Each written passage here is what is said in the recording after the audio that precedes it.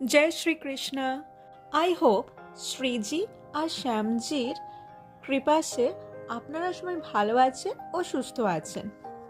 আজকের আমাদের শ্যামসুন্দর ও রাজরাজেশ্বর রাধারানী মন্দির পরিক্রমা করবে।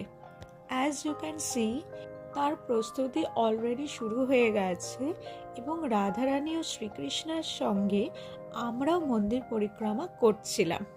মা কাকিমারা সকলে সাদা লাল পাড় শাড়ি পরেছিল। শঙ্খ, কাশি ও উলুধ্বনিতে পুরো একটা ডিভাইন অ্যাম্বিয়েন্স চতুর্দিকে যেন ঘিরে রয়েছে। আপনারাও তা অনুভব করুন।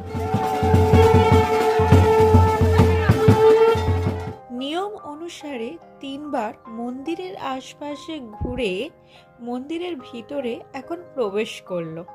শ্রীকৃষ্ণ আর রাধারানীর একটা ছোট্ট গল্প চলুন আপনাদের সঙ্গে শেয়ার করি। অনেকের হয়তো এই গল্পটা জানা কিংবা অজানা। আমি এই গল্পটা শুনেছিলাম এক কৃষ্ণ ভক্তের কাছে, তাই আজকের আপনাদের সঙ্গে শেয়ার করতে চাই। একবার রুক্মিণী শ্রীকৃষ্ণকে বলেন, আচ্ছা, তোমার কি মনে হয় যে আমার থেকেও বেশি ভালো তোমাকে রাধারানী বাসে? তাহলে তুমি একটা পরীক্ষা নাও, যেখান থেকে প্রমাণ হয়ে যাবে যে কে তোমাকে বেশি ভালোবাসে। Shrikrishna, the epitome of love, thought over this and decided যে ঠিক আছে, একটা ছোট্ট পরীক্ষা নেওয়াই যেতে পারে। তখন উনি বললেন যে আমার প্রচণ্ড মাথা ব্যথা করছে। স্বাভাবিকভাবে সকলেই খুব ব্যতিব্যস্ত হয়ে গেল। রুক্মিণী এসে বললেন, ঠিক আছে, আমি এক্ষুনি কোনো প্রলেপ তোমার মাথায় লাগিয়ে দিচ্ছি।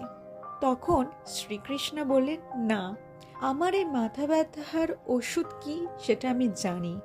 তখন স্বাভাবিকভাবেই সকলে জিজ্ঞেস করলেন। রুক্মিণীর সঙ্গে বাকি সখীরাও তখন ওখানে ছিলেন।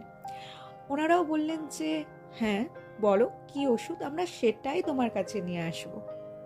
তখন বললেন, কোনো এক স্ত্রীর পদধূলি যদি আমার মাথায় লাগিয়ে দেওয়া হয় তাহলেই আমি এই যন্ত্রণা থেকে মুক্ত পাব। কিন্তু কোনো নারী সেখানে রাজি হয়নি এগিয়ে আসতে।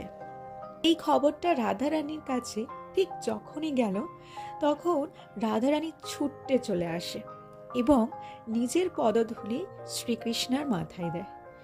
তখন রুক্মিণী সহ সকলেই জিজ্ঞেস করলেন, এটা তুমি কি করলে রাধারানী? এতে যে তোমার নরক যন্ত্রণাও ভোগ করতে হতে পারে। তখন শ্রীজি বললেন, আমি নরক যন্ত্রণা হাসি মুখে ভোগ করতে পারি, কিন্তু আমার গোবিন্দর কোনো কষ্ট আমি সহ্য করতে পারবো না। রুক্মিণী তখন বুঝতে পারলেন এটা তার পরীক্ষা ছিল এবং অ্যাজ ইউজুয়াল রাধারানী সেখানে পাস করে গেছে।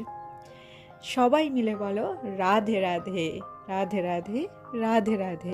Please subscribe